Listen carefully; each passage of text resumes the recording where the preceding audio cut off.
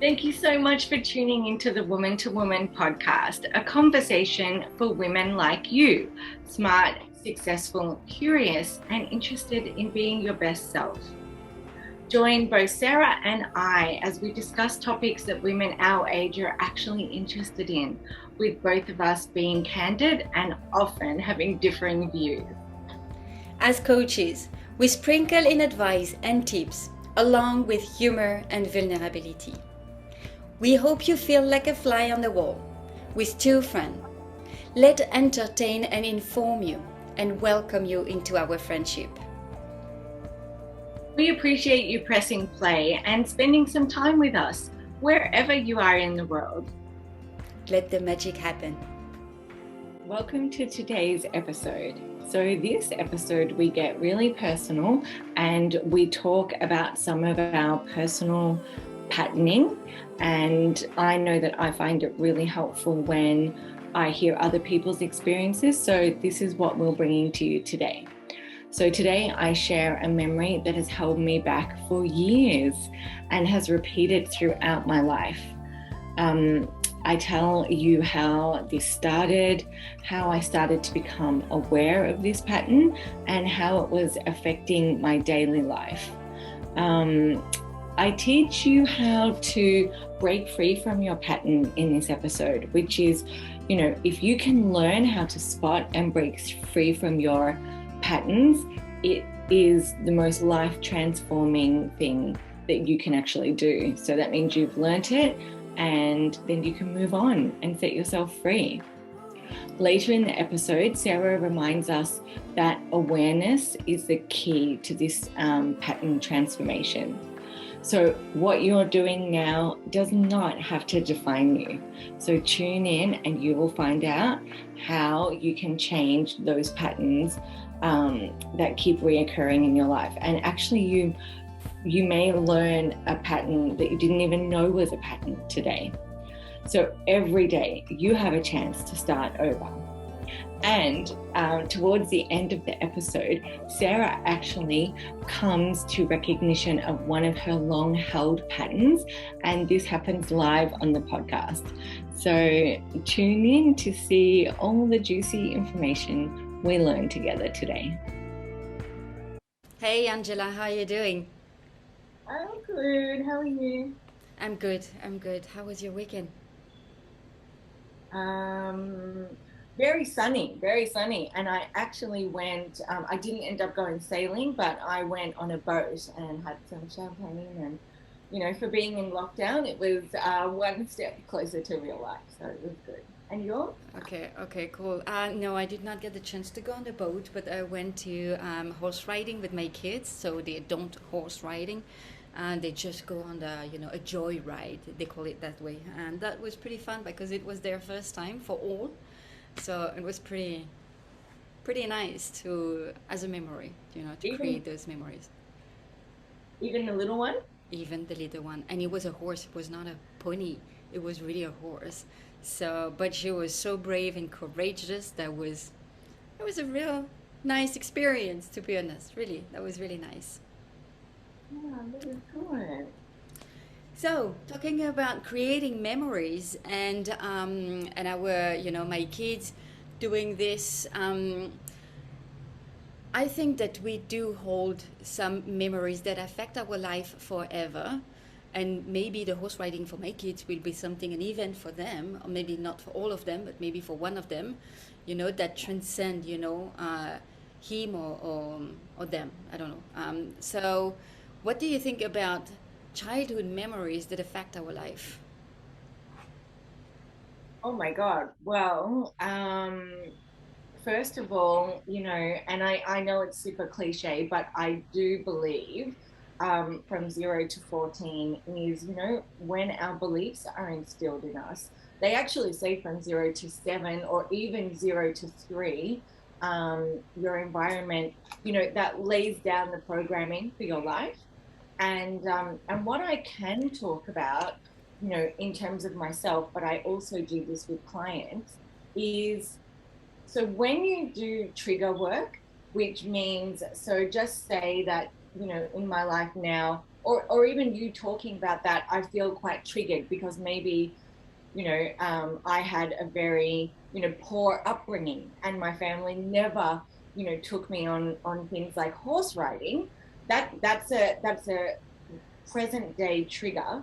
Do you know what I mean? That is actually referred back to the past. And so instead of, just completely taking myself out of your conversation, I'm triggered, and I may not realize it's about that childhood memory, but I feel jealous, or I feel like, you know, who are your kids to have that example? And that feeling can, if you unpack it, can lead you back to the root memory, which is from my own childhood.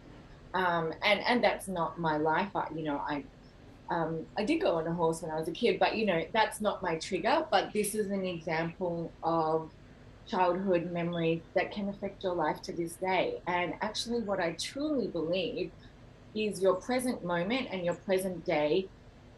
Your life is, if you look at it this way, your life is teaching you. Do you know what I mean?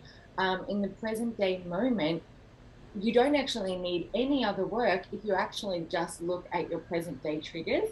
The world is presenting to you what you need to work on. Would you agree with that? Yes, there is definitely something that I agree on. The thing is that I may not feel, on a day to day basis, and for people who are not being coached or don't even know what it is, what a trigger is, it's really like, the idea of personal development and personal growth is to start being aware of all these event in your life that is still affecting your life today. So something that happened in the past and is affecting you today, you may not be aware, but every time you have a strong emotion towards an event, a situation, it's definitely what is a trigger. And either at that moment you keep bursting out and you think that after that it's going to be okay, without looking at exactly what just happened and why did you react that way, then you will keep going on the patterns due to the event that happened in your past. So definitely that's something. The idea is really being aware of those triggers. So once you have a very strong emotions, okay, where is this coming from? Does that even come from all the time from the childhood? It usually does, but it depends on what age you come into this work. Because, imagine if you were 40 and you're sort of starting to try and, unpack your life, and you are watching your triggers and trying to get to the root. It most likely, the root is in your younger years, although we can definitely have traumatic events after the age of 15, and that can knock you off your course, and that can be the root.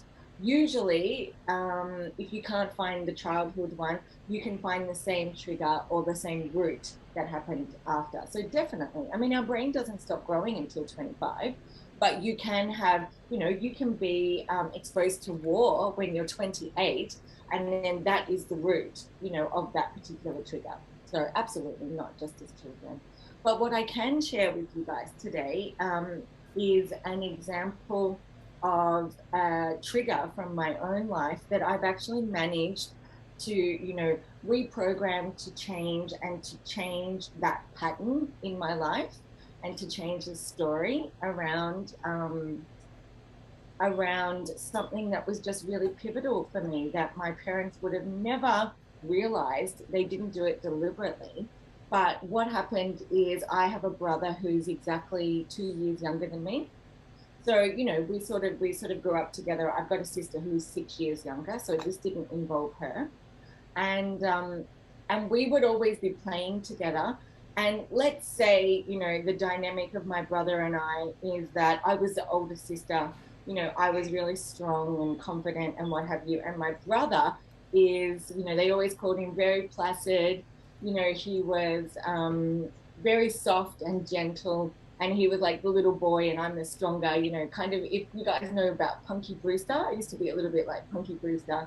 And my brother was just, the soft and gentle, little boy, always crying, fall over and he would cry, and I would fall over and I'd be like, oh, I'm fine, it's all good, dust myself off. So we would fight all the time, because we're actually very different.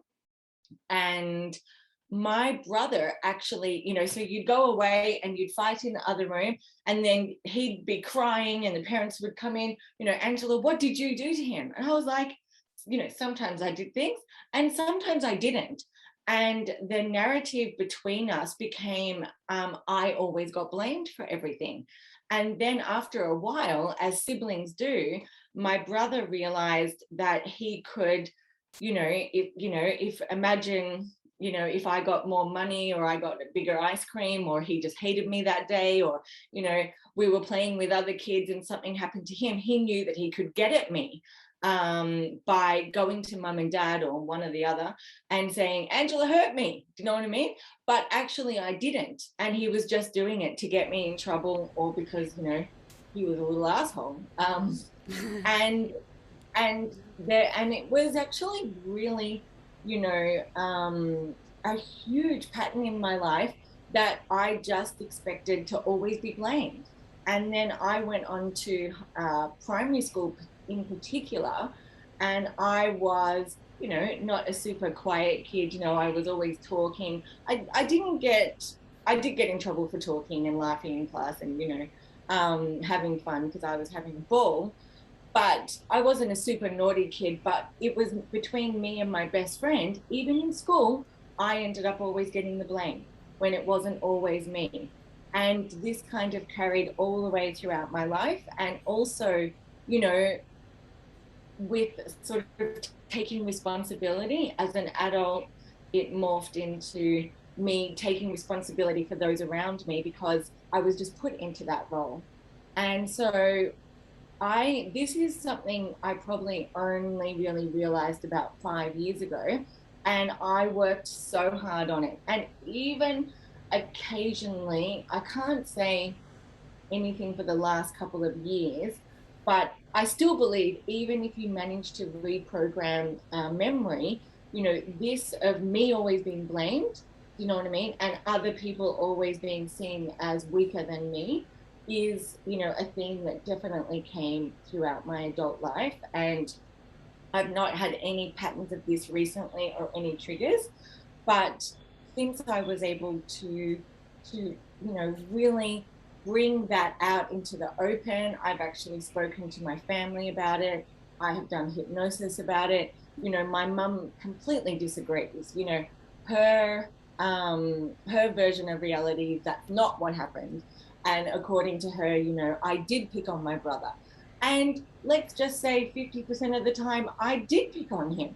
But there was 50% of the time that he just got me in trouble because he knew that the story was that, I'm the naughty one. Do you know what I mean? He's the soft and weak one. He's the one who would cry. And so after a lot of work, my brother knows. He's like, yep, you're 100% right. That's exactly how it was. And actually, it actually can really help if you can have these conversations in real time. I mean, people have millions of triggers. A lot of them will be with your parents, though. And yeah, so I reprogrammed that through narrative writing, through hypnosis, through awareness. So yes, tell me just about, before we go into how did you manage to reframe this souvenir of yours, how did this event affected your life, your adult life?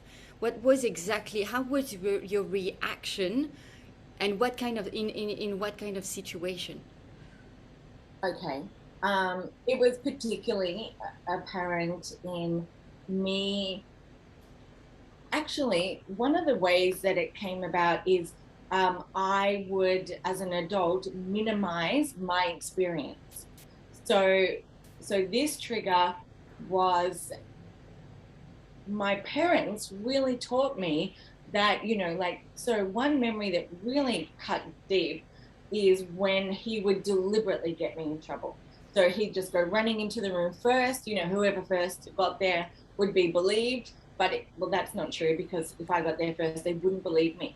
So I started to not take my own experience seriously because my parents didn't, and really, as he got stronger, I'm sure, like when I was 4 years old and he was only two, I was probably tormenting him. But, as we got older and he was 6 and I was 8, he was tormenting me, and they didn't acknowledge that experience. So how that manifested in my adult life is me minimizing my own experience because it was never validated as a child.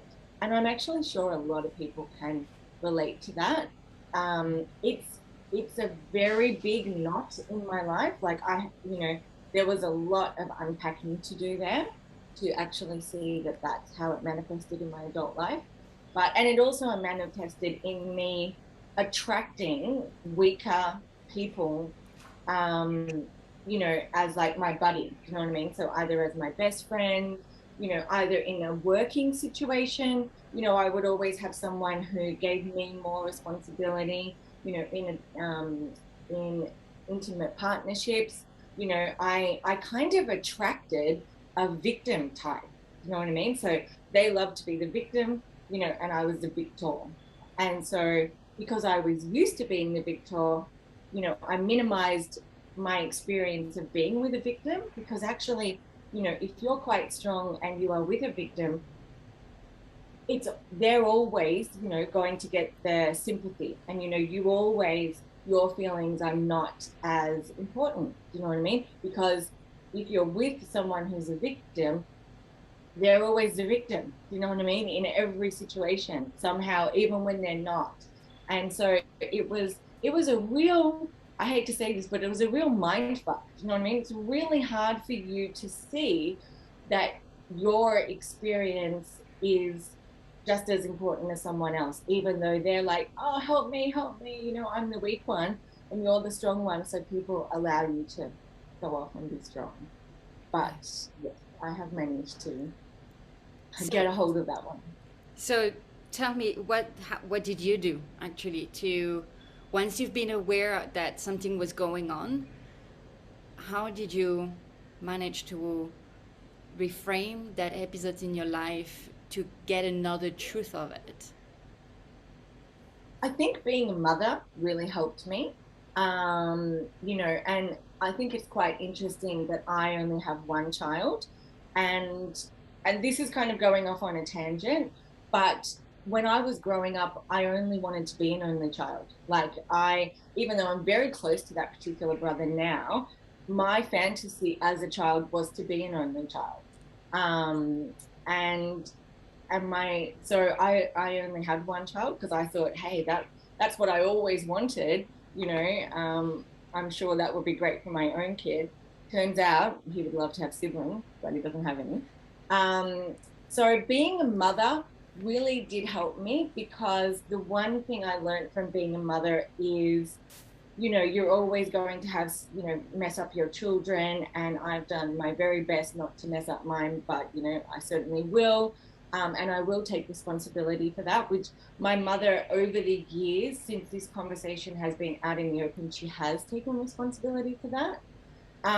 So a lot of real-time healing came, but first before that was the awareness. There was a lot of talking. It was really hard. And in real life, I actually had to step up and start validating my own experience. That was probably the hardest thing, because it's second nature for me to minimize my own experience. So that was one of the hardest things. But in terms of actually going back into that memory, I did that through hypnosis. And I just replayed the situation in a different way. And, but a lot of it was the awareness, is always the main thing. I definitely will have had some affirmations around, claiming my experience. And I'm no longer in the victim and victor dynamic. I don't allow like that. Once you heal it, that dynamic doesn't show up for you to heal anymore. So that's what I meant before. Your life is always speaking to you. And I wanted to get rid of that dynamic. and you have to do the work underneath so you stop attracting it. And so I would say all of those things. But unfortunately, you know, you can't just go in and, you know, reprogram it, you know, in terms of meditation or hypnosis or just talking to myself in the mirror and saying own your story. You have to take the actions in real life as well. And I'm actually quite lucky that my family, I can speak to them about these kind of things.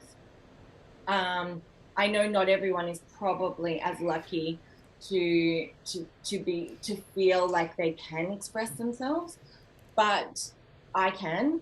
And but really, you have to stand firm. You know, for me, I had to say, you know, I was victimized by my brother because you guys, you know, allowed this pattern to continue. You know, he's a human. We all, you know, want to get away with what we can. And I think him validating my experience really helped as well. And it's actually, as I said, we're very close now. And, you know, trying to unpack what happened to you and speak the truth will bring you closer to the people around you. And if it doesn't, then even if they're family, I kind of believe there needs to be distance created, because otherwise you will stay in that same dynamic. Yeah, I totally resonate with that. I used to, um, I have also this kind of memories and stories to reframe, definitely. But I totally agree with you. The main thing is that first, observe your behavior, observe what is showing up. And most of the time, when we say that, and I remember, you know, I was looking at profiles on Instagram and stuff like that, and they were keeping doing, giving this kind of advice, and I was like, yeah, how do you observe yourself? How do you, you know, how do you watch yourself? And the idea is, and I didn't know really what is it. It's just, so what really helped me at that moment is that, okay, every time that I have a strong emotion, I'm just asking myself few questions about what is it, what exactly is triggering me in that situation, what is it. So it's all come first on the emotions, because I truly believe that emotions are a message that wants to get out. um, you can continue to burst out, you can continue to be angry, but at the end of it, just watch yourself and just ask yourself the questions: where is this coming from? What am I trying to prove? What am I trying to do? What am I trying to get out of this by reacting this way? So definitely the Or what is this awareness. teaching me? Yeah, what is this teaching me is a really good question to ask. Yeah. So, and once you get this, at least once you start acknowledging that you just get a real emotions out there and you reacted a certain way, then only from there, once you acknowledge that, only from there, then you can start the healing process and trying to understand where is this coming from. It's not because you're going to ask yourself that questions on the spot that you're going to get the answer. Because getting the answer, sometimes your mind is here to protect you.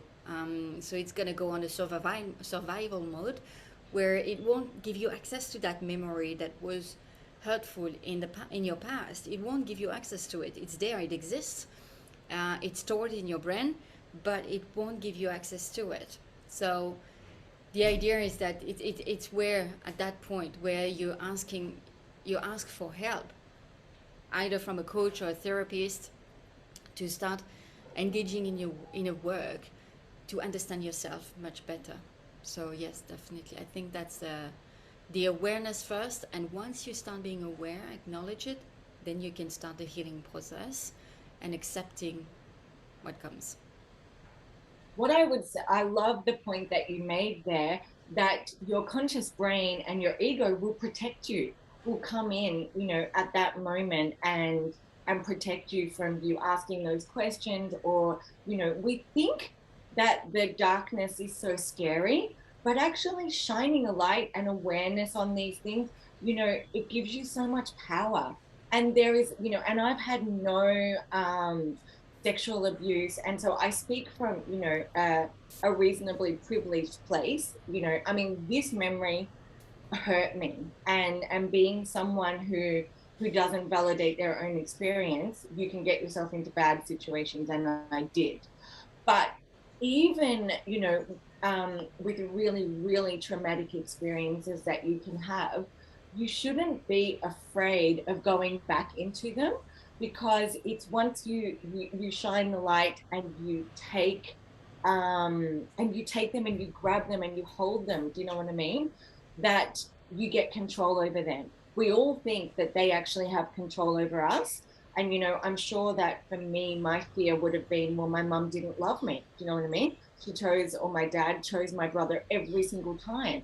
And that's scary. And that stopped me from, looking at this memory, because I don't want to unpack it and find out that I wasn't loved.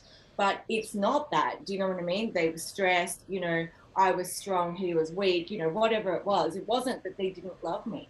And just going back to, like really serious trauma, trauma with a big T, they say, you need to do that with someone who is very, very skilled to take you back. But don't be scared, because once you own it, it no longer owns you.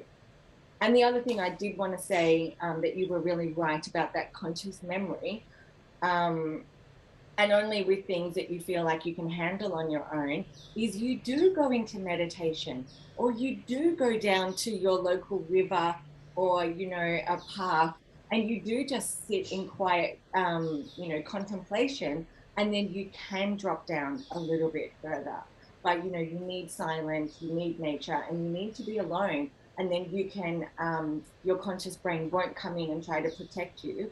And then you can, journal, meditate, um, do some self hypnosis or hypnosis for someone trained, and then you can access, that part of your mind and your memories, and start to gain control. Yes, and I just want to reinforce on one thing that you said, that you are lucky to have your parents and to be able to openly get those kind of conversation with them. So that's true, but I just want to reinforce that it's not necessary for the healing process. It helps tremendously. Definitely, it helps a lot, because you manage to get answers, and probably the perspective of your mother towards these kind of events, where for her she has her own truth. But it's not only, there is not only one truth. And the thing is that it's not necessary to be able to go back and have these discussions with your parents, because, for example, when I have those kind of situation happening, and I want to ask confirmation to my mom, and she's like, you know what, I was not happy in this moment, so definitely I shut down all my memories, and I have no clue about what you're talking about. And she's telling me, well, you might be right, or you might be wrong, who knows, but for sure is that I don't remember a thing of what you're telling me. And because she made the decision at a point of her life where, you know what, I'm going to shut it down. I'm just going to keep whatever was good, whatever was bad. I mean, I remember I was in a trauma situation, and I just don't want, for her, which was a trauma, and I just don't want to go back there, so I'm not even remembering anything. So which means that she can't give me details about how I grew up. We only keep only the good stuff. And I think I'm currently seeing a pattern that I'm currently seeing a pattern here, because she decided to completely shut down. And when people are asking me, okay, what about your childhood? Well, my childhood was good, but there are many things that I don't remember. I remember the big phase of my childhood, but there are many, many small memories. Don't ask me what I was doing at 4. No clue. At 5, no clue. At 6, no clue. So the thing is that every time I need to remember in which school I was, because that's the only thing that I remember. I'm doing like my mom actually right now. It's that I'm shutting down all the memories.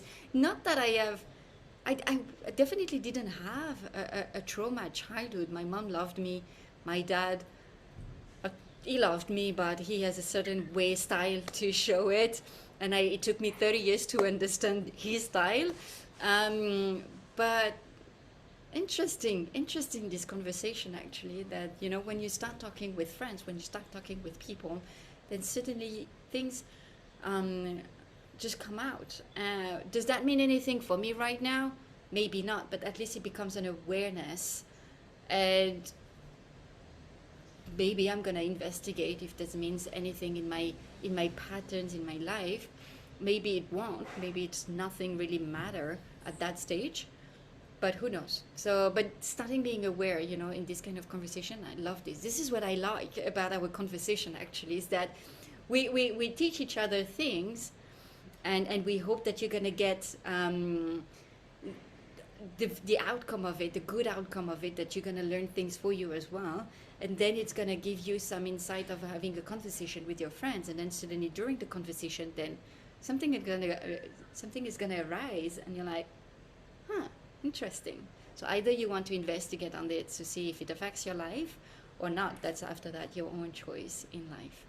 But yes, reinforcing the fact that you don't need necessarily to know exactly what happened in the past, because you may not have access to that information. It's not necessary to start the healing process, I believe. Oh no. And let me just be really clear. It was my memory. Like, so I did not disassociate during my childhood. That's not what I do. So when you don't have memories, it means you're someone who more disassociates. That's kind of quite common.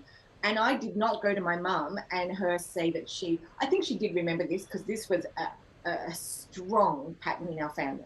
I would say almost every day. So everyone remembered it. But she didn't validate my memories. But because my pattern and my issue was my experience not being validated, which is, is something for our audience to think about, because our parents, and even I struggle with this with my son occasionally, to put yourself in the shoes of your children is the greatest lesson that will ever come to you. It is so hard. And so what my actual pattern was because she taught me not to validate my experience.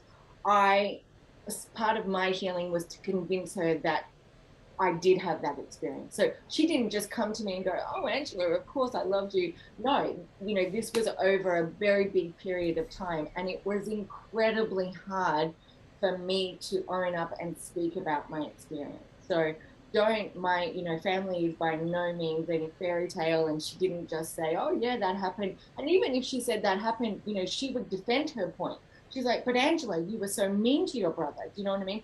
But she didn't know that he was coming in and traumatizing me by being like, if I go to mum and dad, they're going to believe me, like they're my mum and dad too. So she was just like, "Well, you deserved it." And it took a lot of unpacking, for us to get past that.